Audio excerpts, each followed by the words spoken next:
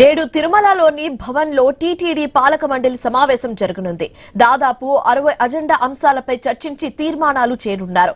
ఈ నెల 30 నుంచి జనవరి 8వ తేదీ వరకు జరగనున్న వైకుంఠ ద్వార దర్శనాల సమయంలో భక్తులకు ఎలాంటి అసౌకర్యం కలగకుండా తీసుకోవాల్సిన చర్యలపై చర్చించనున్నారు. అలాగే 100 ఎకరాల్లో దివ్య వృక్షాల ప్రాజెక్టుకు బోర్డు ఆమోదం తెలపనుంది.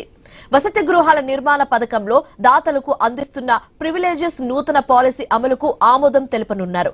అలాగే రాష్ట్రంలో 5000 ఆలయాలను శ్రీవారి ట్రస్ట్ ద్వారా నిర్మించడానికి సంబంధించి సమగ్రమైన విధి విధానాల రూపకల్పన, నిధులు మంజూరుపై చర్చించే అవకాశం ఉంది.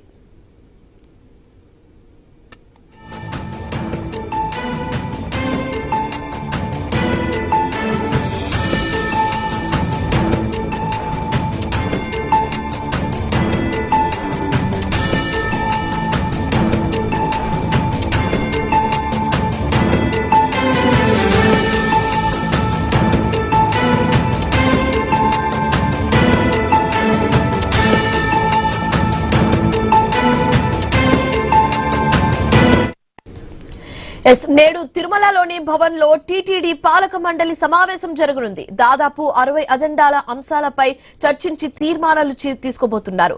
ఈ నెల 30 నుంచి జనవరి 8వ తేదీ వరకు జరగనున్న వైకుంఠ ద్వార దర్శనాల సమయంలో భక్తులకు ఎలాంటి అసౌకర్యం కలగకుండా తీసుకోవాల్సిన చర్యలపై చర్చించబోతున్నారు.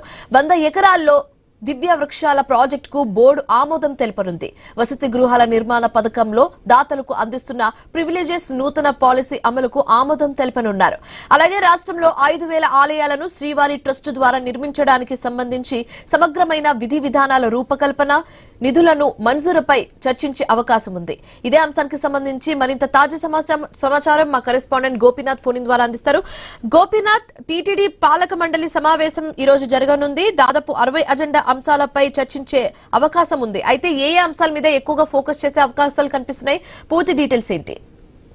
శివాని, మొత్తం మీద తిరుమల అన్నమయ్య భవన్ లో టీటీడీ పాలక మండలి సమావేశం మరి కాసేపట్లో 10:30 ప్రారంభం కాబోతుంది.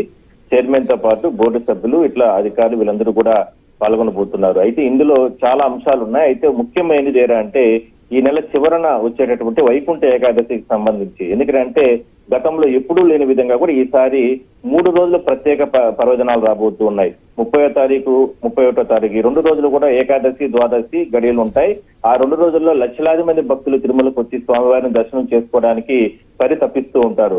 అదే విధంగానే నూతన సంవత్సరం వేడుకలు, ఆ మరుసటి రోజే నూతన సంవత్సరం వేడుకలు. ఎందుకంటే కొత్త సంవత్సరంలో వచ్చి స్వామివారిని దర్శనం చేసుకుంటే ఆ సంవత్సరం అంతా కూడా వాళ్ళ కష్టాలు పోతాయని భక్తుల విశ్వాసం. అందువల్లనే ఆ మొదటి రోజు కూడా పెద్ద ఎత్తున తిరుమలకు వస్తారు. ఈ 3 రోజులు కూడా ప్రత్యేక రోజులు కాబట్టి విపరీతంగా తిరుమలకు భక్తులు వస్తే వాళ్ళందరికీ కూడా దర్శన ఏర్పాట్లు చేయడానికి ఏ విధంగా చర్యలు తీసుకోవాలనే దానిపైన పూర్తి స్థాయిలో కూడా ఈ పాలక మండలి సమావేశంలో నిర్ణయాలు తీసుకుంటారు. ఆల్రెడీ తిరుమలకు సంబంధించి చాలా ప్రాంతాల్లో ఇప్పటికే ఈ ఏర్పాట్లు కానీ, భారీ క్యూలైన్లు, భారీ నిర్మాణాలు, అంటే భక్తులకు సంబంధించి తొక్కిసలాటలకి గత ఏడాది తిరుపతిలో ఏర్పాటు చేసినటువంటి కౌంటర్ల వద్ద తొక్కిసలాట జరిగి చాలా మంది చనిపోవడం జరిగింది. అలాంటివి రిపీటెడ్ కాకుండా ఈసారి చాలా జాగ్రత్తలు తీసుకోబోతా ఉన్నారు.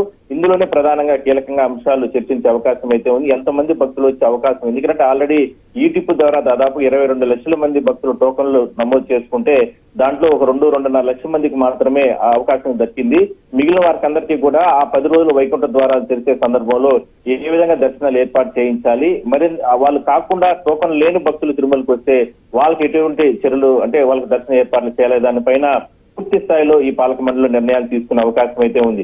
ఇక ఇదే కాకుండా స్వామివారికి సంబంధించి ట్రస్ట్ ఏదైతే ఉంది, శ్రీవారి ట్రస్ట్ కి సంబంధించి ఇప్పటి వరకు వస్తున్నటువంటి నిధులు ఎంత, ఇప్పుడు రాష్ట్ర వ్యాప్తంగా అంటే చాలా ప్రాంతాల్లో అంటే ధూపదీప నైవేద్యాలు లేనటువంటి దేవాలయాలు పునరుద్ధరణ చేయడం, కొత్త ఆలయాలు నిర్మించడం, వాటన్నిటిని కూడా టీటీడీ పర్యవేక్షణ చేయాలంటే దానికి ఎంత డబ్బులు అంటే మనం కేటాయించాల్సిన అవసరం ఉంటుంది. ఇట్లా కేటాయింపులైన దానిపైన కూడా ఇట్లా ఇవే కాకుండా మరికొన్ని అంశాలపైన కూడా కీలకంగా నిర్ణయాలు అయితే తీసుకునే అవకాశం అయితే ఉంది. Right, thanks for the updates Gopinath.